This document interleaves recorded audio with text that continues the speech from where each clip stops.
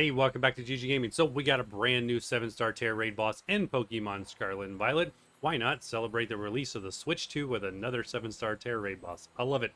It is this little guy here, Porygon2, right? Or is it Z? Whichever one it is, he's actually not too bad. We got a couple really good options for you, but this video is all about the details for the raid. Let's get to it.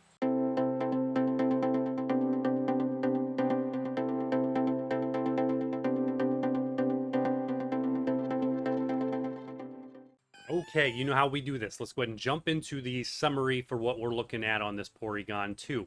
He is a normal type, normal Tera, which means fighting.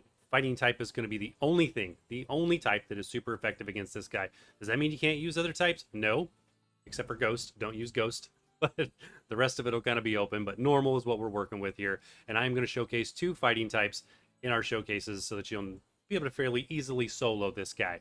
All right. And then we got one of them, no, not one of them, but his moves.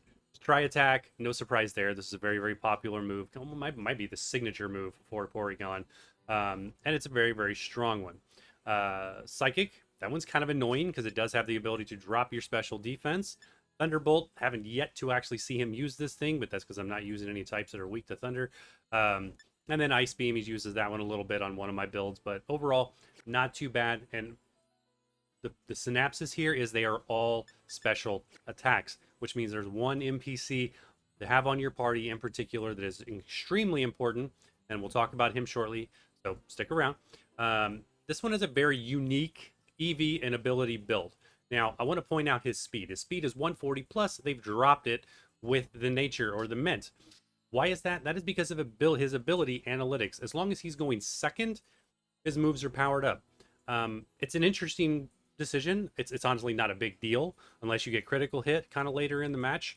When we talk about the actual raid flow, we'll see when this comes into play, because it's not the entire fight. It only comes into play at a certain part.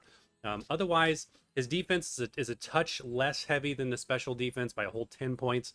So it really doesn't matter which way you go here. You could use special or you could use physical. I believe one of my builds is physical and one is special, and they both work very, very, very well. And then he does have his nature boosted for the special attack side. So you're going to want to use moves like Amnesia, Calm Mind, etc. to bolster your special defense, along with a very, very amazing NPC that you could have in your party. So yeah, let's get over and talk about the raid flow, and then we're going to cover that. Okay, so for the raid flow and kind of how this thing works, the big points to point out here, and making sure you're not seeing the mouse. There it is. Make sure you're seeing this right. So shield activation happens at essentially 85% HP or time, so it's not right out of the gate, not immediately. You'll get about 2 moves off before he puts up the shield. But he will put up Trick Room on turn 0. That happens before anything else. Trick Room actually allows the slower Pokemon to go first. So he will go first the first 5 turns, then that will fall off, and most of your Pokemon will be going faster than he is at that 140 speed. That also means the analytics ability he has, Tricks, Trick Room, kicks in because Trick Room falls off and his moves get boosted. I'm not sure exactly how much it is. I'm sure it's probably 20-30%, but overall we'll be able to set up and manage that buff when it does happen. And then kind of the big pieces for stat resets, he's going to reset his stats at 80% time, your stats at 70% time. So don't worry about buffing your Pokemon till after 70% time, till after basically 30% has fallen off.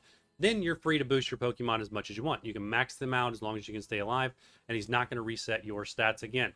And then he does use Discharge at 65%, which is sort of weird because he kind of gets an extra double attack right before you knock him down to that 50% HP mark. And then you get his reset again at 40% HP. So we're not going to focus a ton on debuffing him, but one of our builds does have a little bit of a focus on debuffing him to help get through the shield.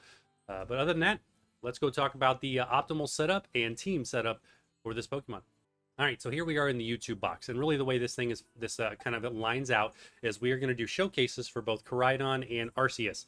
Absolutely amazing, both of them extremely strong and do very, very well in this fight. So go check out those videos. Those will be separate. We'll show you the build and walk you through exactly how to take this guy down solo with both of them.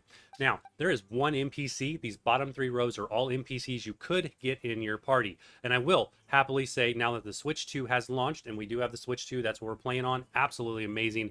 It is the upgrade. In fact, I think it's the system this game was built for. Should never have been launched on Switch 1 because it runs amazing and is so much fun on the Switch 2.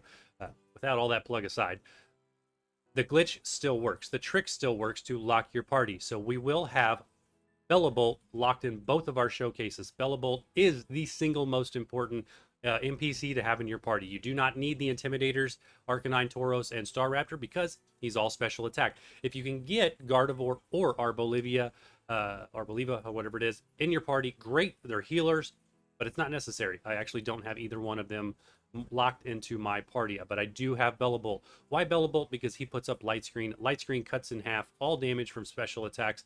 This Porygon2 is fully special attack, so Bellabolt is the MVP and the one you want to try to get locked in your party. Check out down in the description or related videos. There's a little trick there on how to lock your party. It's a fairly old video I did, but hey, it still works exactly the same.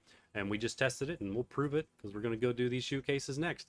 We're going to go over, we're going to do Koraidon and Arceus. Watch one, watch both. Otherwise, we'll see you in the showcases. Hey, no, and hit the like button and sub if you've not. See you in the next one.